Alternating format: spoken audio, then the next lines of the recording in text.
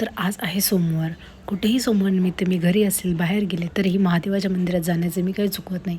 आज आम्ही हॉस्पिटलला गेलो होतो. येता-येता त्या रूटवरती आमच्या इथे फाटस रोडला आनंदेश्वर या महादेवाचं मंदिर आहे. जेव्हा सोमवारी मी इतर वेळी त्या रूटला जाते, तेव्हा या महादेवाला मी नक्की जाते. काही पण म्हणा, सोमवारी महादेवाला गेल्यानंतर आपल्यामध्ये येणारी पॉझिटिव्ह एनर्जी ही काही फारशी वेगळीच असते. सोबत जिया होती, तिथे भोलेबाबाचं डमरू होतं. तिला तिच्या घरी असणाऱ्या टॉईज कमी पडतात. देवाच्या डमरूसोबत ती खेळत होती. पण काही म्हणा असताना जेव्हा आपण महादेवाला जातो, दर्शन घेतो आणि मनातलं काही वागतो आणि आपण शिवलिंगावर जेव्हा जलाभिषेक करतो आणि त्या शिवलिंगाला स्पर्श करतो ना, माहीत नाही का, पण साक्षात महादेवाला स्पर्श केल्याची जाणीव आपल्याला कुठेतरी जाणवायला लागते. उगाच ते म्हणत नाहीत ना, देव आहे रे, फक्त तुम्ही विश्वास ठेवणार पाहिजे.